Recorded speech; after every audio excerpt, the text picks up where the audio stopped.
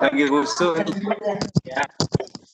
Pak Fauzi bisa hentikan aja. Udah Bu. Udah direkam Ibu. Udah Bu, udah boleh kita mulai.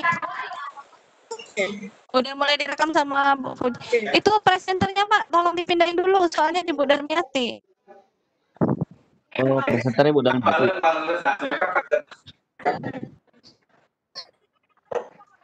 Enggak, dipindahin ke Bu Kak, soalnya bolanya di ini, Bu Darmiati, bola presenternya. Presenter yang saya serahkan sama Bu Sarifah. Nggak ke host dulu, Bu. Bu, dulu ya nggak apa-apa ke host dulu aja Bu. Bucut. Iya, berarti ke Bucut. Keren, soalnya.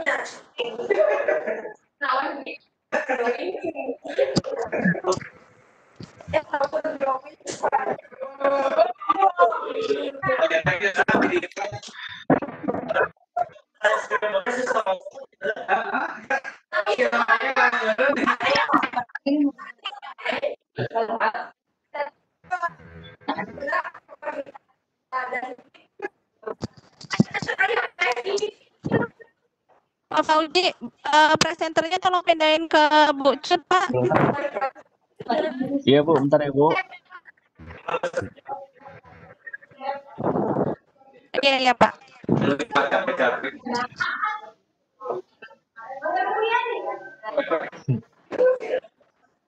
Sudah Bu, sudah saya serahkan. Oke, Bu Cut bisa kita mulai sekarang ya Bu, karena waktu udah berjalan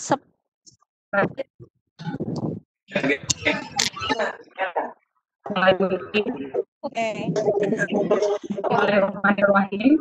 Assalamualaikum warahmatullahi wabarakatuh. Waalaikumsalam warahmatullahi Alhamdulillahirrahmanirrahim. Dengan syukur mari sama-sama kita panjatkan kehadirat Allah SWT yang mana pada hari ini kita masih diberikan kesehatan dan kesempatan untuk dapat mengikuti acara ini. Selanjutnya, salawat beriring salam bersama-sama kita panjatkan kepada Rasulullah Muhammad SAW.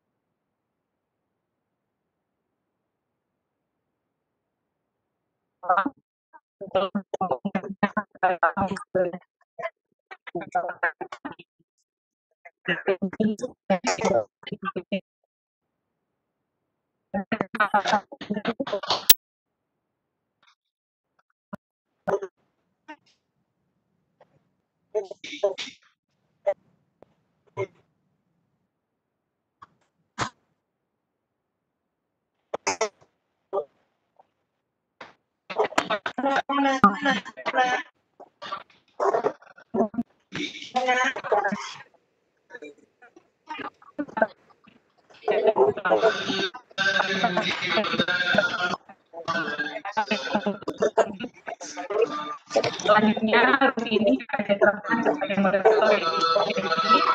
Adapun biodata beliau ada berikut nama dan tujuannya video lagi dari 1990 sekolah dari SMA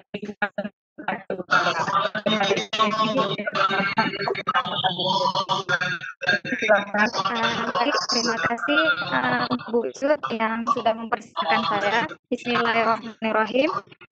Assalamualaikum warahmatullahi wabarakatuh. Puji syukur kita ucapkan kepada Allah Subhanahu wa taala yang mana yang telah memberikan kesehatan sehingga kita dapat berkumpul di rumah bebek ini. Kalau marilah kita sanjungkan ke panggung alam Nabi besar Muhammad Sallallahu Alaihi Wasallam. Penghormatan saya kepada ibu bapak sekalian yang tidak bisa saya sebutkan satu-satu. Jadi sebelumnya saya akan memperkenalkan dulu pemateri kita, yaitu Ibu Syarifah Indra Medina. Tempatan lahir beliau di Indramayu 6 Maret 1969. Beliau bekerja di SMA Negeri 4 Aceh.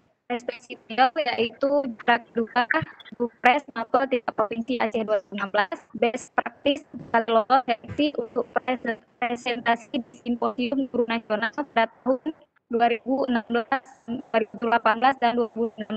Nah, tanpa lama lagi kita persilahkan kepada Ibu Urka. Saudara Ibu, kita persilahkan. Baik, Ibu Devi. Bentar, kita share dulunya.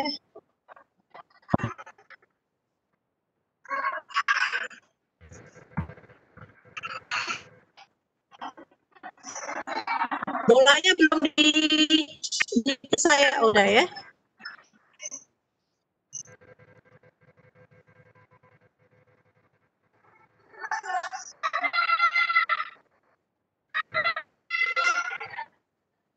Sudah muncul Bapak Ibu?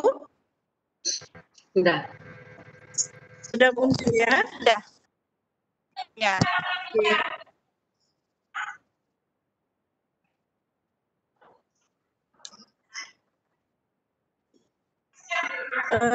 Baiklah. Assalamualaikum warahmatullahi wabarakatuh. Waalaikumsalam warahmatullahi wabarakatuh. Alhamdulillahirrahmanirrahim. Puji syukur kepada kehadirat Allah Subhanahu wa Ta'ala, berkat karunia-Nya kita dapat berkumpul di acara webinar yang diselenggarakan atau yang diselenggarakan pada hari ini. Salawat beriring salam juga kita haturkan kepada junjungan kita Rasulullah Muhammad SAW. Pertama kali penghormatan kami kepada Ibu Instruktur, Ibu Rizky, kemudian kepada Ibu host, Ibu Cutintan Dewi, dan Ibu moderator, Ibu Devi, serta peserta webinar yang hadir mengikuti kegiatan ini pada hari ini. Yang pertama kali yang harus kita garis bawahi bahwa kegiatan ini merupakan hari terakhir kita. Mudah-mudahan kita dapat menuntaskan tugas kita sehingga kita semua di samping untuk ilmu bagi diri kita juga kita akan dapat menerapkannya pada peserta didik kita nanti. Baiklah, saya akan mulai dengan judul presentasi saya hari ini yaitu teknik penulisan best practice. Materi ini saya ambil sebenarnya karena materi yang sudah ada, jadi saya tidak bisa membuat atau tidak ada waktu mungkin membuat bahan presentasi, tapi dengan materi yang sudah ada, saya coba memaparkan ini. Kenapa kita paparkan ini? Dan ini best practice juga termasuk karya tulis yang sering dilirik sekarang untuk setiap event-event yang diselenggarakan oleh pihak-pihak tertentu atau lembaga tertentu. Di sini best practice artinya atau pengertiannya atau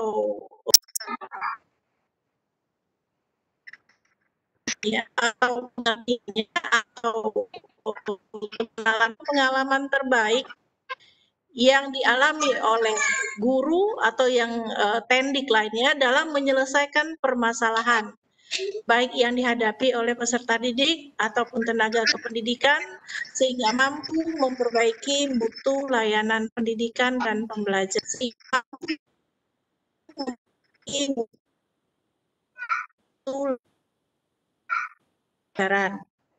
Pendidikan dan pembelajaran.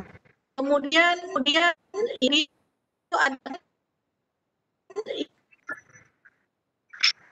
ya ciri best practice. Ciri-ciri best practice yang best practice itu ada memiliki ciri-ciri yang pertama mengembangkan cara baru dan inovatif masalah pendidik khususnya dalam perbedaan, sehingga sering dikatakan hasilnya itu cukup luar biasa. Yang ketiga, mampu mengatasi persoalan tertentu. Yang keempat, cara yang digunakan Yang keempat, kita akan bersifat efektif dan cara yang digunakan peserta didik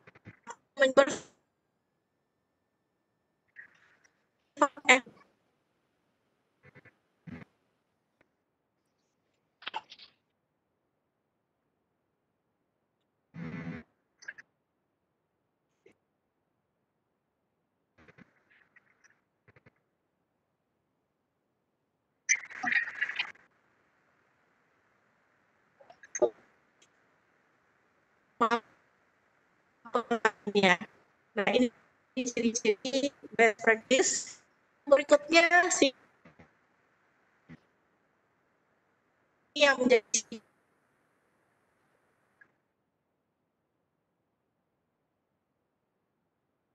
yang ditunjuk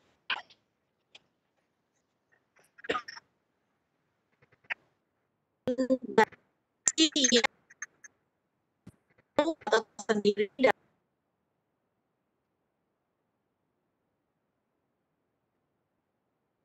diskusi yang fresh seperti untuk maka sistematika best practice-nya yang diminta oleh panitia Dewan Juri akan berbeda dengan misalnya dilakukan oleh direktorat atau yang dilakukan oleh P4TK. Itu mereka berbeda-beda sedikit, tapi walaupun berbeda secara umum masih sama. Perbedaannya hanya sedikit, ya tidak jauh sekali perbedaannya, tapi aturan-aturan ini wajib kita ikuti. Jadi kita aturan-aturan ini wajib kita ikuti. Kita prinsip kita tidak bisa, walaupun itu benar. Jadi sesuai dengan apa yang diminta, karena pada prinsipnya best practice itu semuanya hampir sama, perbedaannya hanya perbedaan kecil saja, yang misalnya dari jumlah halaman, kemudian dari sisi penulisan, kemudian struktur tambahannya seperti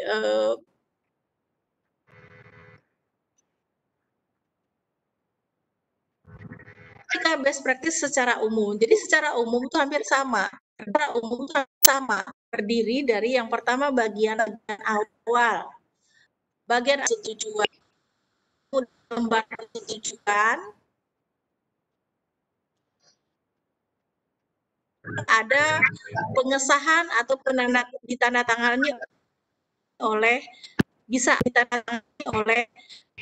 atasan langsung, bisa kepala dinas atau cabang dinas, Kemudian ini juga berbeda.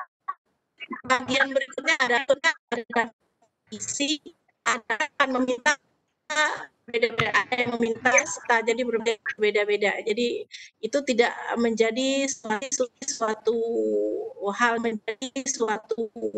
hal yang menjadi buat juknis tersendiri, terutama masalah abstrak. Kemudian daftar tabel,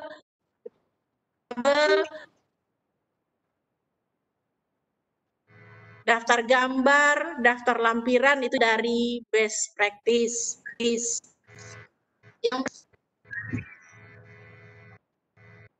Yang berikutnya bagian kedua adalah bagian isi. Bagian isi di sini terdiri dari yang pertama bab 1 yaitu bab 1 itu pendahuluan. Yang namanya pendahuluan itu adalah bagian yang menjelaskan tentang latar belakang. Yang namanya pendahuluan itu adalah bagian yang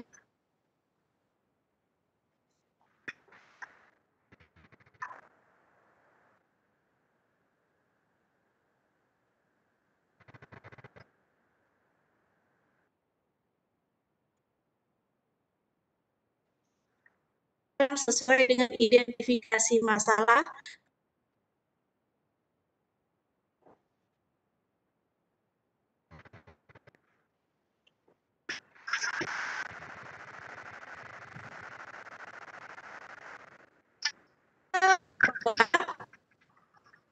Bab 2 yaitu kajian teori atau tinjauan pustaka.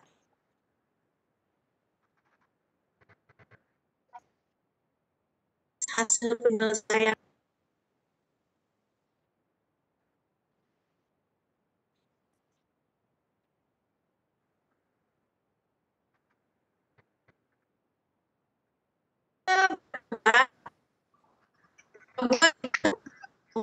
relevan.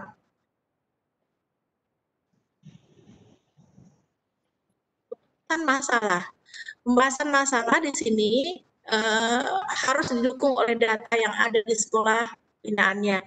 Nah, bab ini juga harus berisi tentang kejelasan ide atau gagasan. Kemudian pada pembahasan masalah ini juga dijelaskan bagaimana cara pemecahan masalah. Kemudian yang menggunakan langkah-langkah atau cara-cara yang sudah ditetapkan sebelumnya dalam pemecahan masalah. Termasuk juga hambatan-hambatan yang dihadapi. Ini dituangkan secara rinci dalam pembahasan masalah. Nah, di sini contohnya pertama melakukan evaluasi tentang cara dan strategi apa yang selama ini telah digunakan.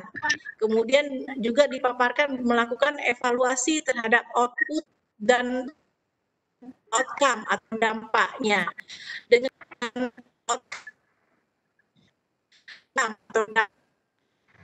melakukan evaluasi dan dampaknya dan melakukan evaluasi diri tersebut ditemukan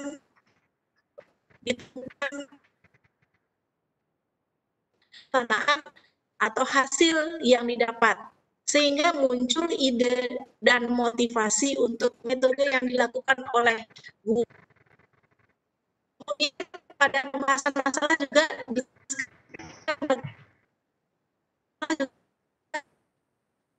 angka atau tuliskan bagaimana lembaga mana yang sedang melaksanakan sekolah atau pengawas harus menunjukkan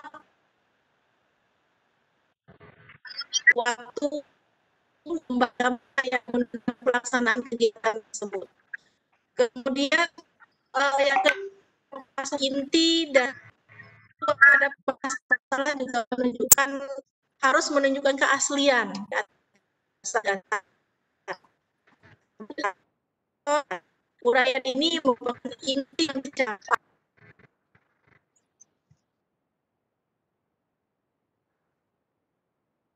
Indikator berikut harus dijelaskan, membandingkan data dengan berikut lagi pada pembahasan di sekolah juga cukup luar biasa atau outstanding dengan data yang ada sebelumnya yang pada pembahasan masalah jelaskan bahwa langkah yang ditempuh juga beda dari cara inovatif ini, berarti langkah yang diambil tidak seperti biasanya. Kemudian pada pembahasan masalah juga menguraikan bahwa hasilnya dikategorikan keberhasilannya, contohnya keberhasilannya hasilan yang dicapai itu atas contohnya beberapa tahun semakin meningkat dicapai itu atas pada berlangsung beberapa tahun hasil yang dicapai itu saat tertentu atau pada waktu tertentu, tapi mungkin sudah akan terlihat meningkat. Ini yang dikatakan bahwa hasilnya itu bahwa dikategorikan mungkin di tahun-tahun sebelumnya menjelaskan hasilnya akan terlihat meningkat.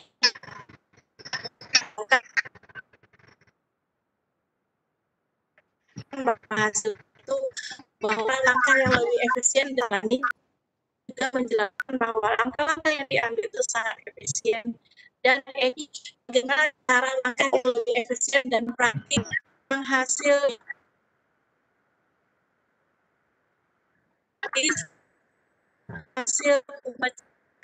sehingga gampang di pelayan bulan dan hasil pemecahan yang telah dilakukan pelayan. Nah, bab keempat dari isi adalah dari pengalaman hal-hal yang ditujukan kepada pihak-pihak terkait dalam yang sarinya dari pada pihak-pihak terkait dalam pemecahan masalah. Rekan-rekan guru lainnya bisa juga kepala sekolah berkompeten untuk berkaitan dengan uraian uraian kita tadi. Nah, itu bagian isi. Kemudian setelah bagian isi, kita lanjut bagian terakhir yaitu bagian penunjang. Bagian penunjang ini seperti daftar pustaka, kemudian lampiran-lampiran tulisan ini seperti daftar hadir, foto kegiatan, kemudian instrumen. Bisa instrumen yang telah diisi ataupun instrumen kosong. Nah, tapi sebaiknya kalau berdasarkan pengalaman kita biasanya contoh instrumen yang digunakan biasanya yang sudah diisi. Contohnya satu, kemudian media atau isi. Contohnya satu, kemudian yang berikutnya berdasarkan pengalaman yang menggambarkan perubahan kita biasanya instrumen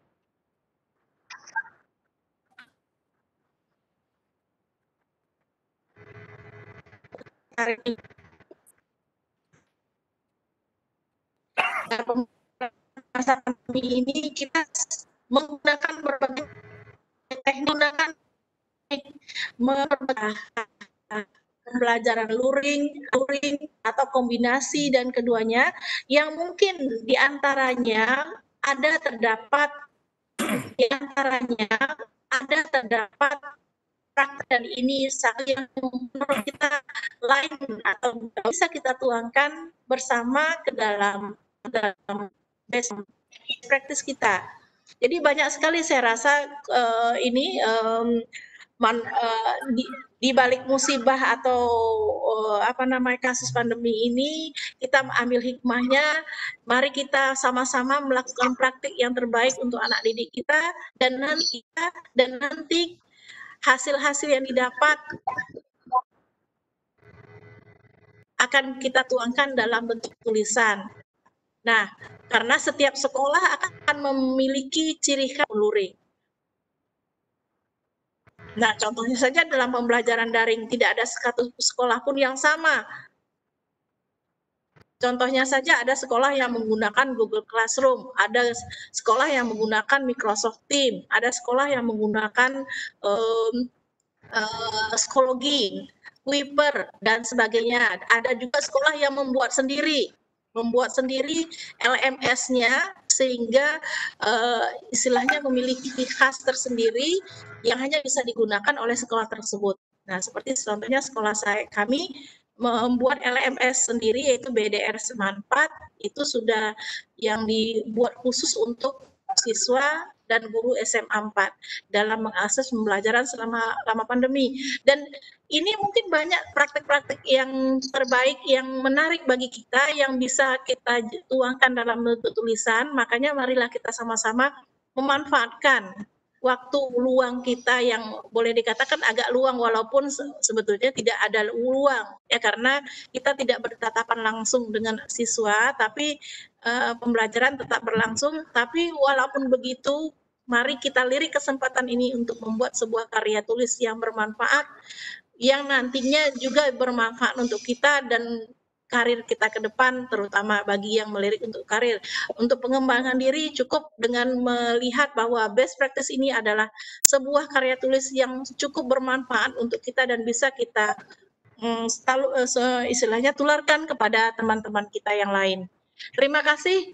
Mohon maaf atas segala keterbatasan dan kekurangan. Mungkin selanjutnya jika ada yang masih belum atau ada yang masih perlu dipertanyakan, silakan boleh kita diskusikan.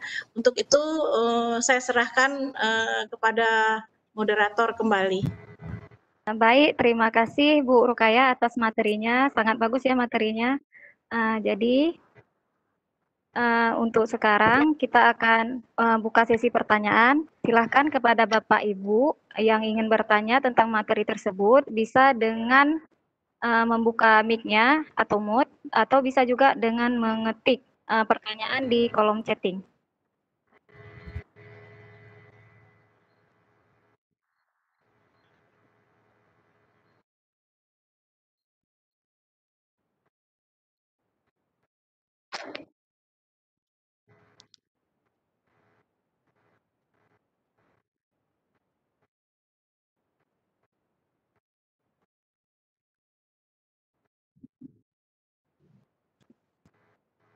Assalamualaikum Ibu. Waalaikumsalam. Mau bertanya nih. Oh Bu iya, Sarifah. Fatimah, udah lama nggak ketemu kita ya. Iya, Bu Fatimah. Alhamdulillah, ini suara saya nggak gitu. Terdengar suara saya? Terdengar, Bu. Terdengar Bu. Nah, baik. Alhamdulillah saya sudah mendapat pengetahuan baru terkait dengan teknik penulisan best practice ya Bu ya. Ya.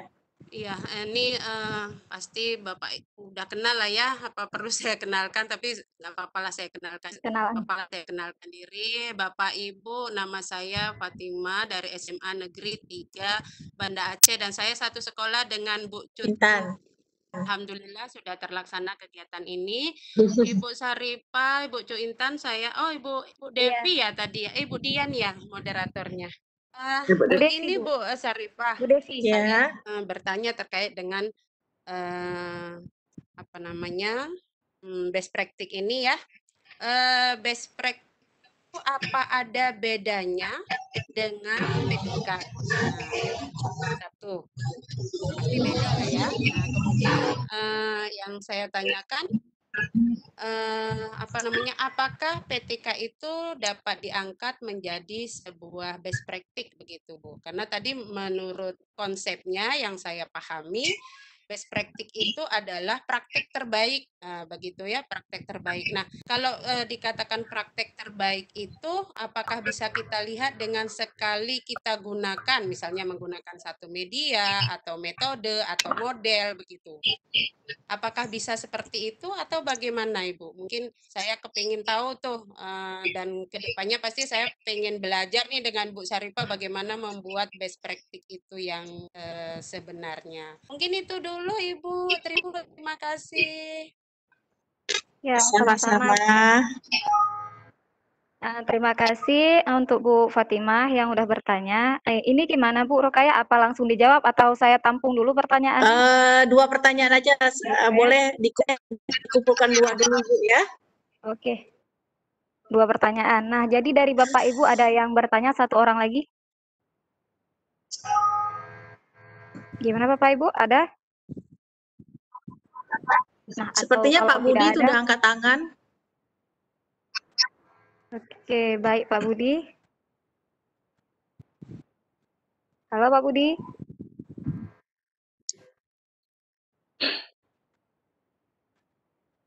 Oke, atau kita jawab dulu ya Bu Rukayah ya. Ada pertanyaan dari Bu Fatimah dari SMA Negeri 3 Banda Aceh. Pertanyaan pertama, apa bedanya PTK dengan best practice? Dan yang kedua, pertanyaannya, apakah PTK bisa diangkat menjadi best practice? Nah, begitu pertanyaannya. Ya, saya silakan kepada Bu Rukayah untuk Bu Devi, maaf Bu Devi. Ya. Itu di kolom chat ada yang nanya juga itu, Bu Dian. Oke, nah, jadi pas baik, dua pertanyaan. Ya, oke. Jadi pertanyaan yang kedua itu pertanyaan dari Bu Fatimah, sekarang pertanyaan dari Bu di artikel dengan best practice, apakah best practice bisa kita gunakan untuk naik golongan? Apakah pada best practice ada melakukan penelitian? Berarti ada 3 pertanyaan dari Bu Dian ya. Oke, jadi sekarang saya silakan kepada Bu Rukayah untuk menjawab pertanyaan dari Bu Fatimah sama Bu Dian. Oke, baik, terima kasih Ibu Devi. Saya akan coba menjawab. Pengertian best practice tadi kita sudah sama-sama tahu bahwa best practice itu adalah pengalaman terbaik yang pernah dilakukan oleh guru dalam, kalau kita singkatkan, dalam pembelajaran lah, karena kita berkaitan dengan selalu dengan pembelajaran. Ataukah tidak harus dalam pembelajaran, mungkin di luar pembelajaran, misalnya meningkatkan kedisiplinan. Jadi apa praktik-praktik terbaik yang berkesan bagi guru untuk dalam peningkatan kedisiplinan, untuk dalam peningkatan kedisiplinan atau peningkatan kereligiusan peserta didik kita, itu juga bisa dijadikan ini. Jadi nggak harus melulu kepada pembelajaran. Di luar pembelajaran juga bisa, dalam proses pembelajaran di kelas maksudnya ya. Jadi ini bisa kita jadikan sebagai salah satu bahan best practice kita. Contoh lagi, pembiasaan buang sampah. Apa praktik terbaik yang pernah kita lakukan atau pengalaman kita yang kita lakukan sehingga ini budaya membuang sampah atau budaya bersih ini bisa menjadi sebuah istilahnya kepribadian dari peserta didik kita atau sudah menjadi hal yang melekat pada peserta didik kita. Ini juga kita bisa jadikan best practice. Semua apa saja yang pernah kita lakukan yang menjadi pengalaman terbaik kita, itu bisa kita jadikan sebagai best practice. Kemudian apa perbedaannya? Perbedaan mungkin dengan PTK, perbedaan mungkin dengan PTK. Kalau PTK seperti atau action research atau penelitian tindakan kelas ini, memang kalau tindakan kelas ini memang kalau kita lihat dari formatnya ada siklus 1, siklus 2, harus memiliki siklus. Ada jumlah pertemuan yang jumlahnya berbeda. Itu bisa 2 pertemuan, ada 1 siklus itu bisa 3 pertemuan dan sebagainya. Tergantung siapa yang meminta lagi. Sama juga dengan best practice ini. Lembaga mana yang meminta? Kalau kita naik pangkat, ikuti aturan yang sudah dilakukan oleh tim penilai. Kalau kita PTK-nya untuk diseminarkan di Unsia atau di lembaga universal lainnya, ikuti aturan yang mereka buat. Nah, siklus ini akan berbeda-beda juga nanti. Jadi kita tidak ada yang baku harus 2 siklus atau harus 3 siklus. Dua-duanya benar. Atau ada, malahan dulu pertama kali saya pernah membuat PTK itu sampai 6 siklus. 6 siklus sama masing-masing siklusnya 2 pertemuan. Jadi bayangkan satu PTK sudah ada 12 pertemuan, tapi berikutnya seiring waktu maka ada perubahan-perubahan lagi. Nah, apakah itu salah? Enggak, semuanya benar, tergantung dari lembaga yang memintanya tadi atau siapa yang meminta kita untuk membuat PTK itu. Jadi tujuan kita untuk apa ini sekarang kita tulis. Tapi yang penting di sini formatnya kalau PTK tetap harus menggunakan siklus. Kemudian best practice tidak harus menggunakan siklus. Jadi misalnya kita mencobakannya, kemudian memberi perlakuan kepada objek yang atau sasaran dari best kita ini, misalnya sasaran kita siswa. Perlakuan apa dari best kita ini yang kita lakukan kalau dalam siswa. Jika ini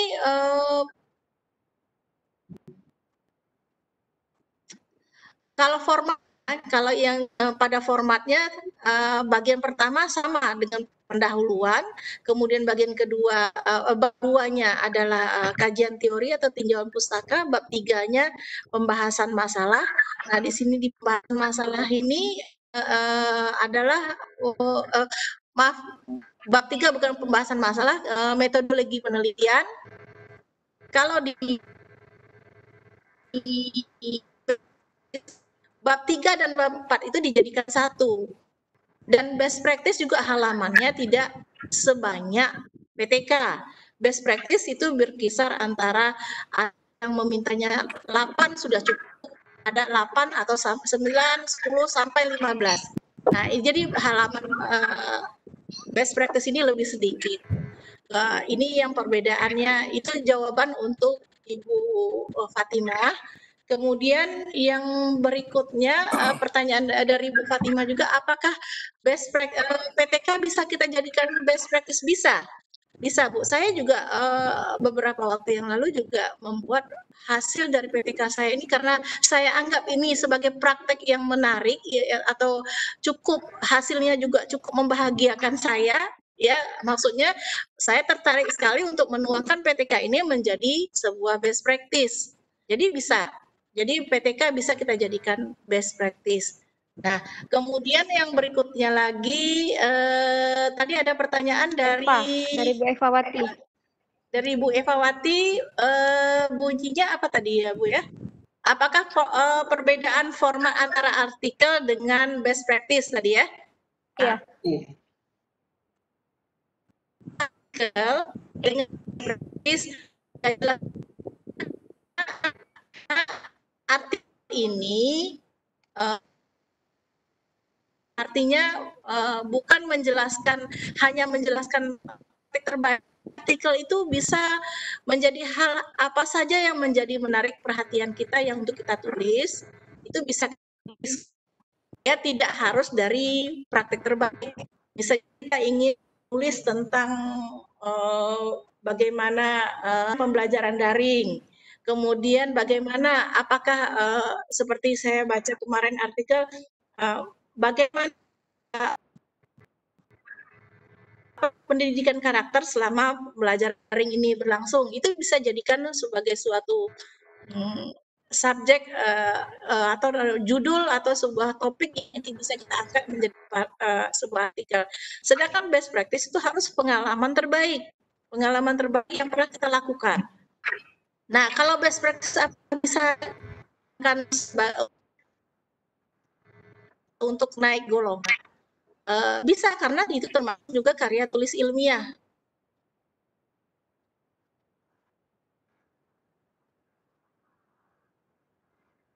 Apalagi best practice ini mau kita jadikan nanti kemasukan ke jurnal, itu akan berbeda lagi tambahan nilai angka kreditnya. Jadi best practice secara ini jelas bisa digunakan untuk kegiatan untuk kenaikan golongan yang bisa dihitung angka kreditnya. Itu pertanyaannya. Mungkin ada aja pertanyaan lain dari Bu yang mungkin belum ini sama saya tidak terangkum tadi itu pertanyaannya mungkin ada Gimana kemudian dari gimana sama saya tidak itu aja iya cuma yang dari dua pertanyaan dari dua orang cuma Bu yang pertanyaan bertanya. saya tuh di chat Bu. Yang ini masih ada waktu. Oke.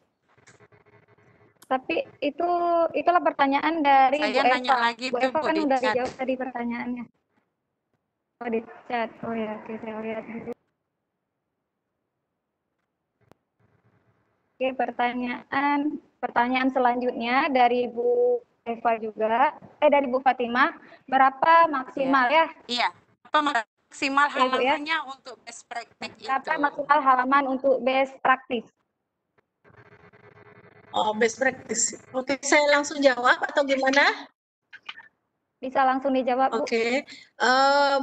Halaman best practice berkisar antara 8 sampai 15 halaman. Itu sudah termasuk dengan bagian ini tambahan atau lampiran dan sebagainya. Ya, begitu Bu Fatimah. Boleh Bu saya Fatimah? sedikit tambahkan, boleh Ibu? Oh, boleh. Hanya mungkin ini saja Ibu untuk apa namanya bertukar informasi mungkin ya atau tukar apa ya?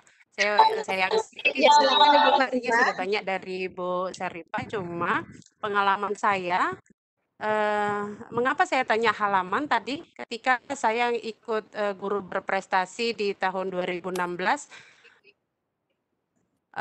Waktu itu ada juga ngirim ke simposium, mengapa ya tidak ini tipis sekali begitu. Sebenarnya best practice itu betul dikatakan Ibu Syarifah, halamannya itu sekitar minimal 8 halaman, maksimalnya 15. Mengapa best practice itu jadi tebal? Tebalnya itu karena banyaknya lampiran dari praktik-praktik yang kita lakukan itu. Nah, karena kita praktik saya tahu tadi dari Bu Syarifah bahwasanya P3K itu memang bersiklus. Kalau ini tidak bersiklus, perlakuan yang kita bersiklus, tapi tidak perlakuan yang kita kan kalau dalam pembelajaran kita guru kan biasanya ke dalam pembelajaran baik itu menyangkut keterampilan dan sikap ya. Kali juga kita lakukan dan itulah makanya kita bisa mengatakan itu pengalaman saya selama mengajar yang terbaik itu makanya bisa kita angkat menjadi best practice pengalaman terbaik yang pernah kita lakukan. Nah waktu itu Ibu Syarifah saya mendapat informasi dari